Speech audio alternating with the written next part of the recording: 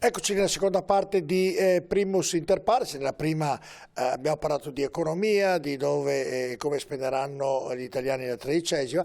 Nella seconda invece andiamo a una tematica importante per la vita quotidiana e riguarda, avete già visto il titolo, la Croce Verde nel bisogno c'è, e quindi parleremo della Croce Verde di Padova, del loro lavoro e di quello che fanno giorno e notte per i cittadini padovani. E a parlarne è il nostro ospite Andrea Franco, presidente della Croce Verde di Padova. Buonasera, Presidente. Buonasera a voi. Come va? Comincio così, io comincio a chiacchierata così con tutti i miei ospiti. In generale dico io, come Assolutamente va? Bene, sempre impegnati noi come Croce Verde al servizio di chi ha bisogno di noi. Certo. Allora cominciamo, abbiamo tante cose. Andiamo a vedere questo servizio e raccontiamo un po' la Croce Verde nella sua storia e nei numeri della Croce Verde, e poi inizieremo il ragionamento con il Presidente Franco. Vediamolo. Da quasi 110 anni al fianco dei padovani, la Pia Opera Croce Verde di Padova è un'associazione di volontariato che dal 1913 offre ai cittadini il servizio di trasporto e assistenza di infortunati e malati e la donazione di sangue. La tradizione racconta che una sera di inizio Novecento un gruppo di amici, uscendo da una trattoria, si imbatté in un uomo povero e sofferente, bisognoso di cure e abbandonato in strada, e così decisero di mettere in atto qualcosa di concreto negli anni in cui il trasporto di ammalati e feriti era attuato dal comune con barelle trainate a mano o da cavalli. E così nel marzo del 1913 nacque la Croce Verde, che aveva la sua prima sede in via Cesare Battisti.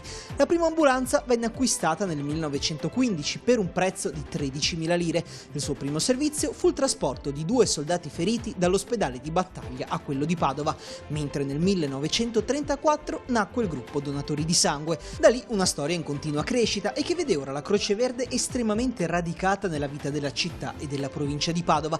A confermarlo sono i numeri: 60 mezzi in dotazione tra ambulanze, veicoli per espianti e trasporto di organi e un ambulatorio mobile, mezzi che ogni anno percorrono più di 1.200.000 chilometri, oltre 77.000 i servizi effettuati ogni anno tra urgenti e ordinari, vale a dire 213 ogni giorno e 9 ogni ora.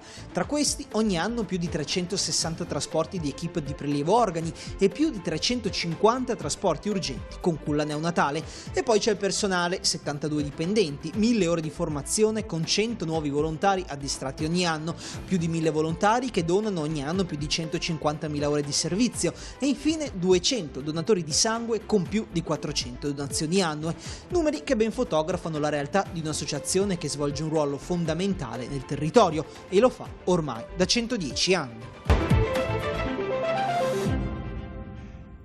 Che bella storia, Sì, una storia lunga. Però bella, dai, affascinante, al di là dell'aiuto che date ai cittadini, però è una bella storia quello che fa la Croce Verde, come anche la Croce Rossa ovviamente, perché è al servizio. Che differenza c'è, inizio da qui, tra la Croce Verde e Croce Rossa? Beh, tanti me lo chiedono e nessuno sa perché. Ma allora, fondamentalmente Croce Verde nasce a Padova, anche se in giro troviamo tante Croce Verdi che usano il nostro nome, è tutta dei padovani ed è nata a Padova, diciamo così. È nata nel 1913, da quella storia che voi avete già raccontato, e il nostro comitato promotore nel 1913 si è reso conto che pur Padova, avendo un ospedale fiorente, non aveva nessuno che trasportava i feriti in maniera adeguata presso l'ospedale, e da lì la prima raccolta, la prima chiamata verso i padovani per andare a costituire questo gruppo.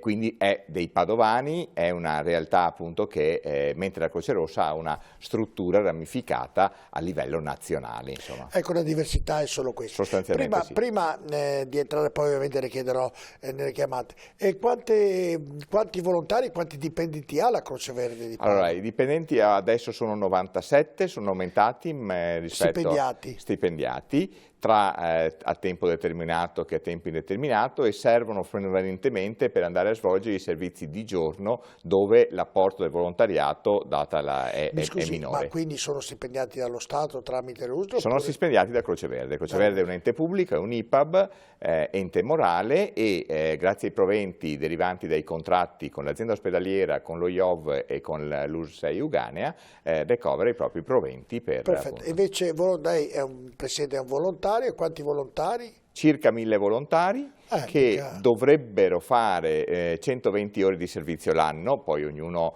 adatta un po' la situazione, 120 ore di servizio l'anno, e che lavorano prevalentemente di notte, dalle 7 di sera alle 7 del mattino, e nei festivi, dove il personale dipendente non c'è se non per le chiamate di reperibilità. Ah, quindi tutti i volontari sono quelli che fanno la faticaccia, insomma, un po' ricristi. Prevalentemente sì, al termine del proprio lavoro, della propria attività, le più svariate attività, indossano questa divisa e vanno a servizio di chi ha bisogno, sia per le chiamate di trasporto che per le chiamate di soccorso. Sente, come viene educato un volontario che inizia a fare questo lavoro come volontariato, ma anche come lavoro di ruolo proprio nell'affrontare una chiamata dove c'è un morto purtroppo, un ferito grave con perdita di sangue? Cioè uno non prende un po' paura, non so se la domanda l'ho messa... No, è chiarissima. Allora, c'è un corso di formazione piuttosto lungo, sembra, ma che serve proprio per avvicinare piano piano sia le diverse tecniche di soccorso e di trasporto, che non sono tecniche, fra virgolette, usuali, sia ad affrontare l'emergenza. Un corso che dura circa 6 mesi all'anno, 2 sessioni da 3 mesi circa, in cui si occupa prima della parte, diciamo così, teorica, ma poi di una parte pratica in cui si è, insieme con gli istruttori della scuola di formazione, affiancati a vedere i servizi. Nel primo momento solo attraverso, diciamo, una situazione protetta. Poi successivamente, una volta superati gli esami, i nostri volontari vengono affiancati ad un equipaggio esperto e quindi come quarto di equipaggio, e quindi pian pianino apprende sia le tecniche di trasporto che le tecniche di soccorso dal vivo, ma in una situazione, fra virgolette, già più protetta dall'infermiere che è a bordo, dell'equipaggio che è a bordo. Nell'equipaggio è formato, dicevo, da 4 persone. È fermato al massimo da 4 persone se c'è il tirocinante, se no da 3, di cui nei mezzi di soccorso, in alcuni dei nostri mezzi di soccorso, esiste un infermiere professionale a bordo. C'è anche l'automedica che segue? L'automedica è gestita dalla centrale operativa 118, che la invia nei momenti in cui c'è bisogno, o perché la chiamata è grave fin dall'inizio, o su richiesta dell'ambulanza che arriva sul posto. Allora facciamo un ragionamento, così facciamo capire anche come Certamente. Al 118 arriva telefonata, un incidente in tal di tali, incidente grave, via scorrendo. Il 118 a chi demanda l'incarico di andare ad assistere questi che hanno subito l'incidente? Alla Croce Verde o alla Croce Rossa? Il mezzo più idoneo come attrezzature è più vicino al territorio, quindi libero ovviamente. Quindi la centrale operativa del 118 ha sulla sua mappa tutti i mezzi disponibili e il loro stato del mezzo, se è attivo, se non è attivo, e invia il mezzo che è territorialmente più vicino, ma anche più adatto alla chiamata che ha in quel momento, dalle esigenze che ha del fronte. Senta, Presidente, le è mai capitato, alla Croce Verde ovviamente, devo fare una domanda antecedente a questa, quante ambulanze ci sono effettive durante il giorno e durante la notte? Cioè, sono operative oggi, se c'è una chiamata in questo momento che è sera, quante ambulanze ci sono pronte in magazzino? Allora, noi abbiamo in garage, insomma, in garage noi abbiamo circa 60 mezzi complessivi. Pronte all'uso? Pronte in prima partenza, diciamo così, per l'emergenza ne abbiamo 2 sulla sede di Padova, una presso la sede di Cervarese di Santa Croce di giorno e una dislocata presso la sede di Albignasego. E di notte? Di notte, a mezzanotte, finiscono quella di Cervarese, di Tencarola e quella di Albignasego e rimangono le 2 della sede centrale. Ecco, la domanda, siccome coprite un territorio vasto, la domanda è se è mai capitato, se le è mai capitato durante la sua lunga carriera, che tutte le ambulanze fossero uscite sia della Croce Verde che della Croce Rossa e c'era un'emergenza. Ma è successo questo? È successo. E manca il mezzo? È successo, succede prevalentemente negli incidenti maggiori o quando c'è una congestione di chiamate. È chiaro che allora la centrale operativa cerca di vedere se riusciamo ad attivare ulteriori mezzi in base al personale che abbiamo disponibile o chiamando, fra virgolette, i reperibili che nel giro di 30 minuti riescono ad essere attivati, oppure si rivolge alle ambulanze dei territori vicini, quindi delle centrali operative 118 circostanti, sia quella di Padova che quella dei territori dei comuni. Esaustivo, grande per esaustivo. Senta Presidente, gli incarichi come sono? C'è un Presidente, poi c'è anche chi segue ovviamente l'organizzazione, come funziona l'organigramma all'interno, da chi prende le decisioni a ovviamente quello che... Chiaro. Allora, noi abbiamo un consiglio direttivo composto da 5 soggetti, 4 eletti dal corpo volontario, dai soci, e 1 che viene designato dal Comune di Padova. Tra questi 5 soci viene eletto il Presidente e questo compone il Consiglio direttivo. Abbiamo poi una commissione esecutiva, come viene chiamata nel nostro regolamento, che è composta da 7 volontari, presieduta dal Vicepresidente, che coordina il corpo volontario e gestisce il corpo volontario.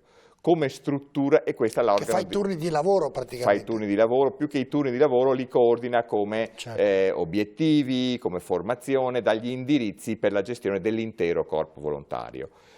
Poi abbiamo invece, dal punto di vista di una struttura puramente gerarchica, abbiamo un direttore, un dirigente che è il segretario direttore, e poi abbiamo diversi responsabili. Il cuore è dato dal responsabile dell'area servizi, che gestisce e coordina tutti i mezzi, prevalentemente di giorno, ma in parte anche di notte. 60 automezzi, dicevamo prima nel servizio, sono di ultima generazione o c'è qualche mezzo obsoleto? Abbiamo qualche mezzo obsoleto, più che obsoleto, qualche mezzo consumato dall'uso intensivo, che 2 milioni e passa di chilometri all'anno sono un numero significativo che mettono a dura prova i nostri mezzi, diciamo, sul territorio. I mezzi comunque sono tutti, fra virgolette, di ultima generazione, cerchiamo sempre di rinnovarli, li rinnoviamo nella misura in cui qualche privato in qualche modo ci viene incontro e ci dona una certa quantità di denaro per poi appunto la sostituzione di questi mezzi. Mi dica allora, nel mezzo di ultima generazione cosa c'è dentro?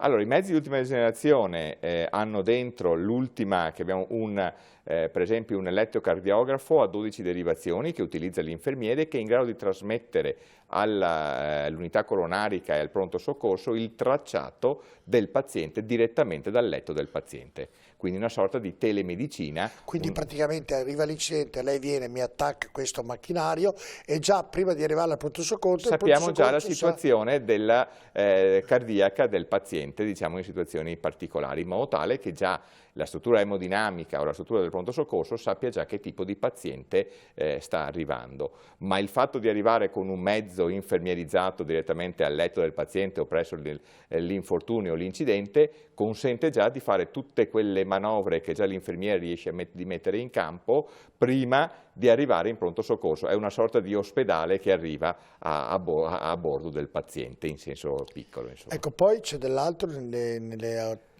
Poi abbiamo tutti i presidi che servono per immobilizzare i soggetti politraumatizzati. Si parla delle ultime generazioni, quelle più moderni. Insomma. Ma tutte le ambulanze sono tutte standardizzate così, non possono essere diversamente. Una legge regionale, una delibera di giunta regionale ci impone quel tipo di attrezzature che deve avere il mezzo per essere così, insomma, adatto al soccorso o al trasporto.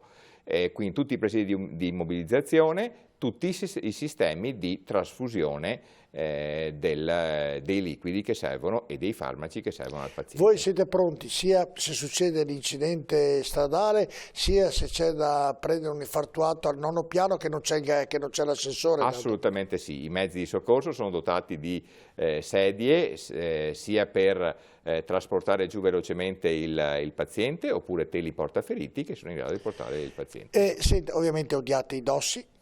I dossi sono un po' una difficoltà perché sono sempre tanto frequenti e il sobbalzo mette a dura prova i nostri mezzi, mette a dura prova anche il continuo del paziente che c'è dietro da un lato. È vero che il Comune di Padova recentemente, l'anno scorso, ne ha praticamente livellati alcuni, soprattutto quelli in prossimità dell'ospedale, con un intervento che è stato coordinato anche con noi, per in qualche modo cercare quelli che erano più significativi di renderli, diciamo... Sì, perché io ero montato su per quello le ho detto, nel momento in cui i dossi li senti e come li senti. Si sentono noi abbiamo fatto un servizio anni fa con ovviamente un mio giornalista e una mia giornalista che sono venuti, hanno fatto un giorno giorno nella Croce Verde, proprio con i dossi, proprio ha fatto una finta paziente e proprio ha detto che è una cosa si sente parecchio, per quanto siano molto ammortizzate le nostre ambulanze, comunque si sentono, perché per quanto tu vai piano è un continuo, soprattutto è un continuo accelera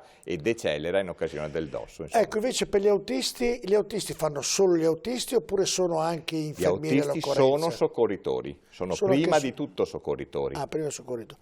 Quindi non gli viene fatto anche un corso da come guidare l'ambulanza? Assolutamente sì, quindi dopo un percorso, il nostro volontario, dopo un percorso di 2 anni di volontario, è in grado di fare il corso per diventare autista, fa prima l'autista di trasporto e poi l'autista di soccorso, ovviamente per impratichirsi con i mezzi, e questo permette di arrivare, intanto permette di avere un'intercambiabilità della stessa persona, per cui se serve fa l'autista, se serve fa il volontario, il soccorritore. La seconda situazione è quella di comunque essere un membro dell'equipaggio che ha anche il compito di guidare, ma è un membro a tutti gli effetti dell'equipaggio che assiste il paziente. Senta, Presidente, io le faccio tutte domande di curiosità che ne farebbe.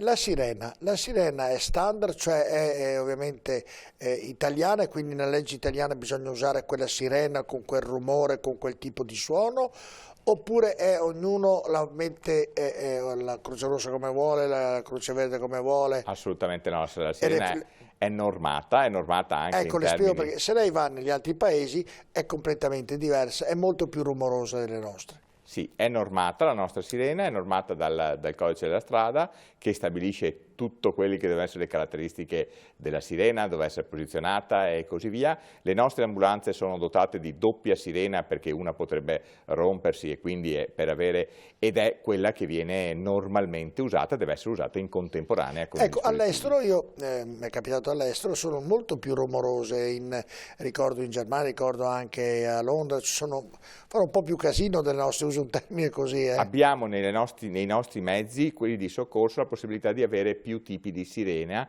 giusto per cercare all'interno del traffico di poterci fare più spazio, soprattutto in prossimità degli incroci, perché ormai tutti siamo abituati con la musica alta ad essere distratti in mille modi e la sirena non ci si fa più caso, soprattutto non si riesce a capire un po' dove arriva. Ecco che allora l'autista in prossimità dell'incrocio magari cambia la tipologia di sirena, anche questa essendo normata, usando sirene che non sono tipicamente italiane, sono quelle... Ah, ma ne avete più di... non lo sapevo, avete perché più di un suono. Sono più di un suono. E quanti tipi di suono avete? Mi pare ce ne siano 4 all'interno. E questa è la novità, non lo sapevo, vede? Mi pare ce ne siano 4. In realtà noi usiamo prevalentemente, quasi in maniera esclusiva, la sirena normata, diciamo. Normata, sì, però ce ne sono altre. Ce ne sono altre che sono comunque... non lo sapevo, quindi mi ha risposto alla domanda, anche perché oggi davvero c'è chi va in bicicletta che ha le cuffie, c'è questo, c'è quell'altro, la musica, e quindi diventa... E questo ce l'abbiamo sia noi che le automediche. Senta, voi avete anche l'elisoccorso? Usate... No, noi per l'elisoccorso è gestito interamente dalla centrale operativa del 118 di Padova, con base all'Allegri,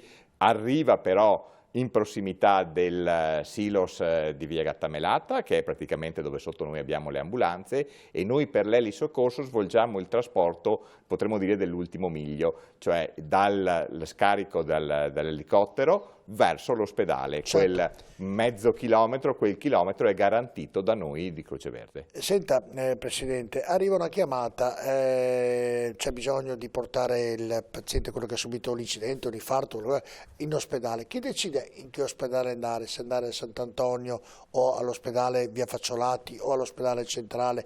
La decisione chi la prende? La decide sempre la centrale operativa del 118, che nel momento che è costantemente in contatto con noi, dal momento in cui ci lancia il messaggio del servizio, dal momento in cui il paziente arriva, ed è in grado di sapere sempre qual è lo stato dell'ambulanza e le condizioni del paziente. Ed è lei che, quando noi diciamo il paziente ha questo stato di gravità, ci individua qual è il pronto soccorso in base al carico di pronto soccorso, il pronto soccorso più adatto e più idoneo. Ecco, nel turno di giorno che orario ha uno della Croce Verde e poi quello della notte, l'orario? Noi abbiamo 2 turni di giorno, è un turno che va dalle 7 del mattino alle 13 e il secondo turno che va dalle 13 alle 19 di sera. di notte, si inizia alle 7 di sera e si termina alle 7 del mattino successivo. E quindi tutti i giorni sono impegnati? Tutti i giorni, giorno e notte. Purtroppo uso questo Assolutamente. Voi siete, come diceva prima, anche che trasportate i pazienti ovviamente da un'abitazione all'ospedale per visite normali, li portate a casa, e queste chiamate sono chiamate che non hanno necessità di un'ambulanza di ultima generazione, prevedo, e nemmeno di 3 componenti dell'ambulanza, prevedo. Allora, generalmente hanno necessità almeno di 2, se non di 3, per una questione di agevolare il trasporto, soprattutto se sono pazienti pesanti, da poter trasportare con il telo verso l'abitazione. Sono ambulanze che vengono chiamate di trasporto, anche queste sono di nuova generazione, nel senso che le ultime sono arrivate qualche mese fa, insomma, da noi in Croce Verde, perché consumate, come dicevo prima, quelle precedenti. E qui vengono gestite attraverso Croce Verde, appunto, fa circa 200 servizi al giorno di trasporto, tramite appunto un contratto in essere con l'azienda UR6 Euganea e con l'azienda ospedaliera, di tutti quei pazienti che o vanno verso l'abitazione o vengono trasferiti da reparto a reparto o necessitano di visite, quindi dall'abitazione appunto all'ospedale. Ha visto, Presidente, quante domande le sto facendo? Sì. E nell'abbigliamento, avete tutti un abbigliamento? Quando uno arriva che dotazione viene data? È quella che io indosso in questo momento, questa è la divisa che noi abbiamo. Invernale e estiva? Sì, cambia solo l'imbottitura che uno mette sotto, insomma, o il no. pile piuttosto che. Questa è la dotazione che noi diamo appunto ai nostri volontari, ai nostri dipendenti nel momento in cui entrano in servizio, essendo poi comunque un DPI e quindi avendo la necessità di una serie di caratteristiche tipiche. Quindi Certo, perché altrimenti poi succede. Senta, nei 1000, non so se si ricorderà o se sa, quante donne e quanti uomini ci sono? Siamo quasi al 50-50. Quindi abbiamo parità di genere. Abbiamo parità di genere, ragionevolmente, sì. Questa è una bella cosa. E senta, le donne non hanno più paura o meno paura nell'affrontare una gravità in un incendio? Credo che siano esattamente come noi, voglio dire, insomma, quindi, ognuno vive di volta in volta. Io lo sto dicendo perché mi viene terrore se arrivo a vedere un incendio di quelli che... No, io credo che assolutamente sono proprio come noi, insomma, come noi, non c'è nessuna... Diventa un'abitudine, purtroppo. Non è che diventi un'abitudine, ci si addestra anche ad affrontare la malattia, il dolore o la situazione particolare, soprattutto quando si hanno a che fare magari con bambini che allora toccano di più la sensibilità di ciascuno. Certo. Senta, Presidente, lei quell'intervento le è rimasto più impresso in tutti quelli che lei avrà fatto e che le è rimasto, ce l'ha ancora dentro? A me è rimasto impresso un incidente stradale particolare. Io ero un giovane volontario allora in cui non riuscivamo a disincastrare i pazienti che erano coscienti dentro in ambulanza, quindi loro avevano il loro dolore, la loro paura. Dentro nell'automobile, e noi ci sentivamo quasi inermi, per quanto sul posto fossero già i vigili del fuoco che con noi collaboravano. Per quei minuti che sembravano interminabili ci sembrava di essere impotenti con i nostri mezzi e con le nostre attività. Poi l'incidente è stato risolto bene, tutto sommato, insomma, però in quel momento io mi sono sentito impotente dal poter intervenire, perché sia per sicurezza non si poteva accedere a quel mezzo. Le è rimasto impresso, deve essere stato davvero molto... Sì, è rimasto impresso perché la macchina tra l'altro era mezza rovesciata, incastrata in un... Invece l'intervento che siete uscite più ambulanze, non so, per un incidente che ha coinvolto molte persone, lei l'ha vissuto? Io non l'ho vissuto per quello che è stato raccontato, l'ultimo in ordine di tempo, che è stato quello del pullman dei carabinieri che uscì qua in provincia di Padova molti anni fa, che è stato un incidente maggiore di particolare gravità e che ha messo a dura prova il sistema di emergenza padovano, diciamo, e non solo quello di Croce Verde. Senta, Presidente, nei dipendenti fissi e anche nei volontari, c'è durante l'arco dell'anno dei corsi di aggiornamento, oppure nell'arco degli anni dei corsi di aggiornamento, oppure una volta fatto quella è la prassi? Assolutamente no, a parte che l'aggiornamento avviene di volta in volta diciamo così, a mano che uno fa servizio si aggiorna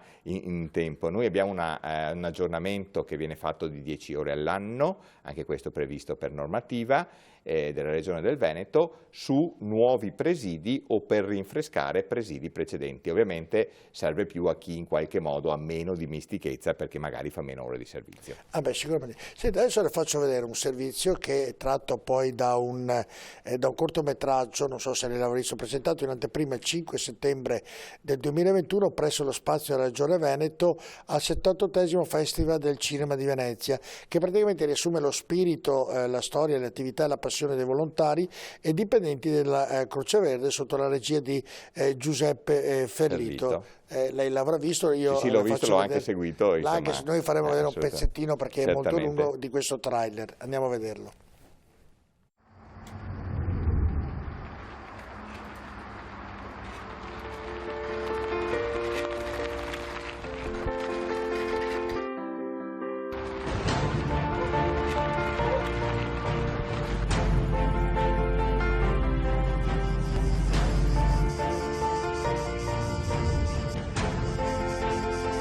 Qual è l'indirizzo? Dove si trova? Ci sono feriti? Può sentire? Respira? È cosciente? Sta sanguinando? È da sola in casa?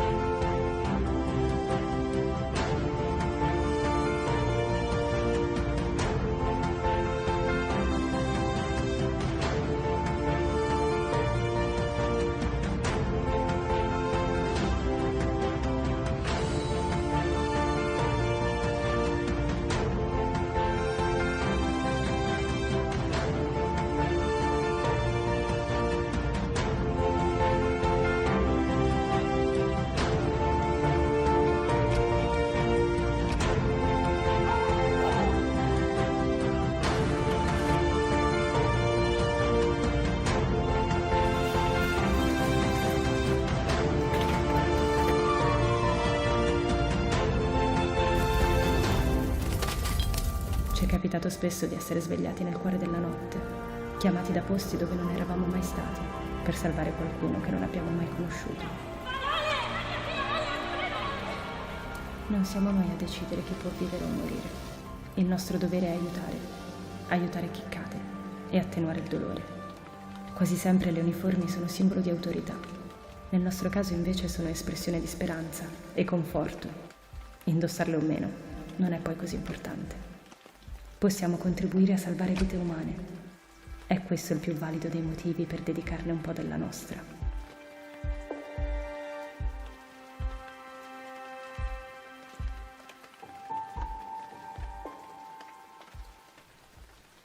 A vederlo è emozionante comunque. Sì, assolutamente emozionante. E poi tocca tutta la vita perché è bellissimo, perché inizia dal bambino all'anziano a tutto quello che nella vita normale succede Assolutamente ovviamente ai sì. viventi, quindi... Giuseppe Ferlito è riuscito a tirare fuori il succo di quello che è la realtà di Croce Verde, pur dovendo per ragioni cinematografiche dare una certa corsa, diciamo, nel filmato, ma appunto rappresenta quello che Croce Verde fa tutt'oggi nelle molteplici attività. No, sì, è molto molto bello. Senta, cosa vuol dire adesso entro nel personale, Presidente, anzi facciamo così, andiamo in pubblicità, poi abbiamo l'ultima parte che andrà sul personale, rimanete con noi tra poco.